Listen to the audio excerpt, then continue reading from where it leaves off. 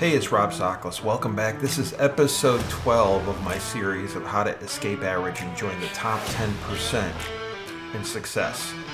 If you're not familiar with the series, if you're kind of joining in the middle, basically the first 7 episodes were setting the foundation of how to think, how to design your own operating system, how to adopt habits, how to decide what success is to you. And then starting with episode 8, we're talking about habits that you need to develop, habits of excellence. They're going to help propel you to being a greater and greater success. So today we're going to talk about differentiation and how to consciously differentiate yourself. It is incredibly important that you create your own brand because most success is social in nature. Even if you're an inventor that creates a great new invention and patents it, and then later a big company comes along and offers you money, the rest of your life, the stuff that's not associated with this one financial transaction is still going to be social in nature. And most of us work for companies where everything is social. The entire gamut of not only inside your company, but customers and everything else is social.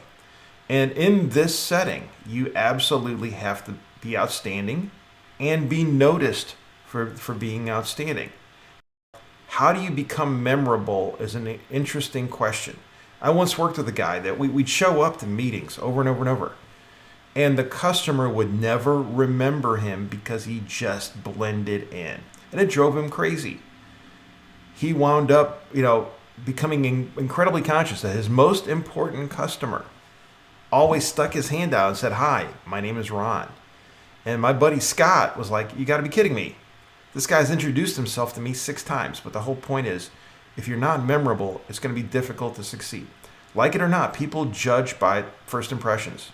The saying, don't judge a book by its cover. The truth is people do judge a book by its cover. You have to be memorable. You have to be different if you're going to get noticed. There's small signs of this everywhere.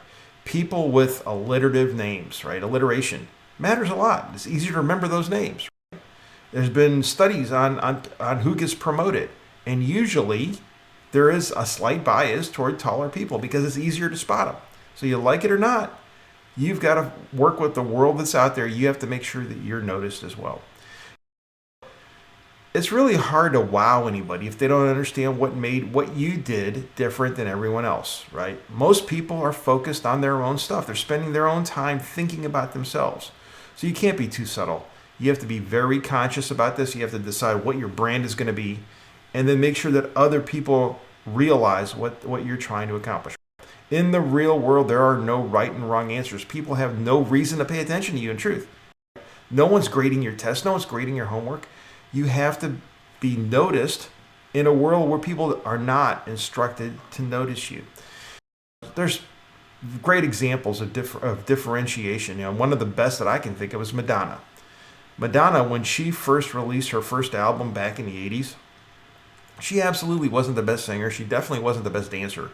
But she rode that edge. She made sure that what she offered was completely different than what everybody else did.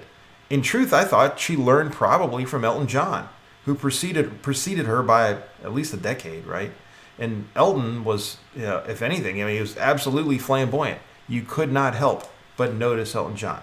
Madonna did the exact same thing. She reinvented herself over and over and over. Multiple decades of reinvention to stay at the top. She's now worth over $800 million. One of the most successful artists of all time. I know when I saw Lady Gaga come out, it was obvious to me. She was basically taking the Madonna formula of differentiation and just going one step even bigger, right? If you wear meat to the gala, you will be noticed, right? The point is differentiation matters, and in truth, each one of these artists improved over time. So you got to give them credit, but the way they got there was through differentiation. So here's the good news for you. Very few people that are in your age bracket are conscious about the fact that they should differentiate, that they should build their own brand. Throughout your teens and during college even, it's perceived a little bit risky to be too different. In the workplace, you absolutely want to strive for that. So you have to decide what makes you unique. And just as importantly, it's got to be something that's authentic to your character or authentic to you. You got to assume that most people don't listen well, right? How do you make these unique qualities that you have obvious? The CEO of Pepsi for almost 2 decades, Indra Nooyi, absolutely talks about this during her masterclass that's currently available at masterclass.com. She asks, what's your hip pocket skill? What skill do you have that other people don't bring to the table? Right? Competence absolutely matters, but you also want to be known for the thing that you do that you do better than everybody else. She talks a lot about this to make sure that as you move up, people realize that this is an absolute branded skill of your own. So if you're kind of like drawing a blank right now as I'm talking about this, I would consider integrity. 90% of people do not do what they said that they were going to do most of the time, or at least part of the time. But if you lived your life that way, people knew that they could count on you. People knew that they could count on your honesty.